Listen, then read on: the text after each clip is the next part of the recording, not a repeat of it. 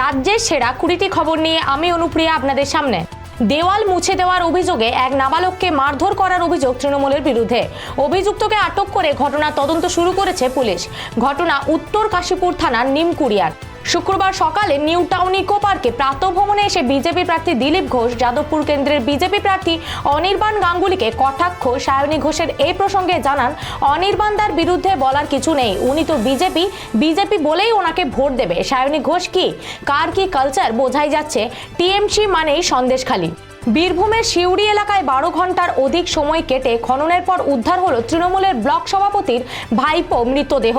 বৃহস্পতিবার সন্ধ্যায় মোহাম্মদ বাজার থানা এলাকার শালডাঙ্গার পাথরচাল খাদান থেকে মৃতদেহটি উদ্ধার হয়। মৃতদেহটিকে রাতে সিউড়ি সুপার স্পেশালিটি হাসপাতালে আনা হয়। দলীয় প্রার্থীর নির্বাচনী প্রচারে জনগর্জন সভায় যোগ দিতে দক্ষিণ 24 পরগনার কুলপির ডোলাতে আসেন তৃণমূলের কংগ্রেসের সর্বভারতীয় সাধারণ সম্পাদক অভিষেক বন্দ্যোপাধ্যায়। ইতিমধ্যেই প্রস্তুতি হিসেবে হেলিপ্যাডে হেলিকপ্টারের ওঠানামা সম্পূর্ণ করা হয়েছে। অন্যদিকে সভাতে নিরাপত্তা আঁটোসাঁটো করতে প্রশাসনিক তৎপরতায় চলছে নজরদারি। শুক্রবার সকালে মা ও শিশুর রক্তাক্ত মৃতদেহ উদ্ধার মল্লারপুর থানার কানাচি গ্রামের আদিবাসী পাড়ায়। প্রতিবেশীদের অনুমান মা ও ছেলেকে খুন করা হয়েছে। কী কারণে খুন সেই তদন্তে নেমেছে মল্লারপুর থানার পুলিশ। হুগলির লোকসভার নির্বাচনে তৃণমূল কংগ্রেসের প্রার্থী রচনা ব্যানার্জি শুক্রবার সকালে হুগলির সুগন্ধার একটি মন্দিরে পুজোর পর এলাকার মানুষের সঙ্গে সংযোগ কর্মসূচি করলেন। সঙ্গে ছিলেন হুগলি চুঁচুড়ার বিধানসভার বিধায়ক অসিত মজুমদার, সুগন্ধা পঞ্চায়েত সমিতির কর্মাধ্যক্ষ প্রশান্ত গোল সহ অন্যান্য নেতৃবৃন্দ। তমলুকের বিজেপি প্রার্থী তথা কলকাতা হাইকোর্টের অবসরপ্রাপ্ত বিচারপতি অভিজিৎ গঙ্গোপাধ্যায়ের সমর্থনে নির্বাচনী সভা চলছিল।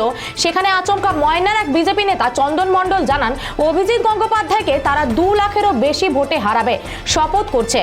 পানীয় জলের ব্যবস্থা নেই, রাস্তাঘাট ভালো নেই, ড্রেন মজে আছে, পৌরসভাকে বারে বারে জানিয়ে কোনো কাজ হয়নি। এখন ভোট চাইতে এসেছেন, ভোটের সময় কোনো দলকে ভোট দেব না। সায়নী ঘোষের প্রচারের সময় সোনারপুর রাজপুত পৌরসভার 34 নম্বর ওয়ার্ডের মহিলারা এমনই কটূক্তি করে বসলেন। চেতনায় ব্যবসায়ের অফিস থেকে বাজেয়াপ্ত 58 লক্ষ টাকা। ছাতু প্রস্তুতকারী সংস্থার মালিকের অফিসে 2 দিন ধরে আয়কর তল্লাশি চলে। ভোটের মুখে কেন এত টাকা অফিসে রাখা আয়কর আধিকারিকদের এই প্রশ্নের সন্তোষজনক উত্তর দিতে পারেননি ব্যবসায়ী। প্রাইমারি টেটের চাকরি প্রার্থীদের ধর্মতলায় রাস্তায় বিক্ষোভ। তাদের দাবি টেট পাস ইন্টারভিউ বঞ্চিত যারা, তাদের চাকরি নিশ্চিত করতে এই আন্দোলনে রাস্তায় মুখ্যমন্ত্রীর কাছে আবেদন রাখার জন্য নেমেছেন তারা।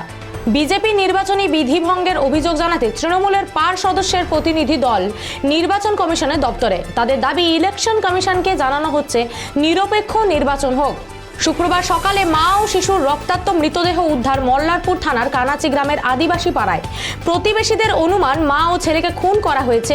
কী কারণে সেই খুন তদন্তে নেমেছে মল্লারপুর থানার পুলিশ।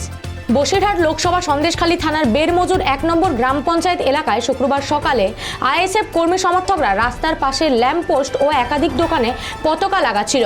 অভিযোগ, স্থানীয় তৃণমূল নেতারা হামলা চালায় আইএসএফ কর্মী সমর্থকদের ওপর। 2 পক্ষের মধ্যে চলে মারধর। ঘটনায় বেশ কয়েকজন আইএসএফ কর্মী আক্রান্ত হয়েছে। তাদের উদ্ধার করে সরবেরিয়া প্রাথমিক চিকিৎসা কেন্দ্রে নিয়ে যাওয়া হয়। উল্লেখ্য, আসন্ন লোকসভা নির্বাচনে বিভিন্ন রাজনৈতিক দলের প্রচার প্রার্থীরা শুরু করে দিয়েছে। পুরাতন মালদার মঙ্গলবাড়ি এলাকার রাজ্য সড়কের ধারে দেওয়াল লিখনকে কেন্দ্র করে এক রাজনৈতিক তরজা শুরু হয়েছে। উত্তর মালদা কেন্দ্রে বিজেপি প্রার্থী খগেন মুর্মুর দেওয়াল লিখনকে কেন্দ্র করে শুরু হয় এই তরজা। একাধিক বিজেপি রূপ থেকে বেরিয়ে গেছিলেন বিজেপি নেতা তথা অভিনেতা রুদ্রনীল ঘোষ। গ্রুপ থেকে লেফট করার পর গুরুত্বপূর্ণ বৈঠকে ডাকা হলো তাকে।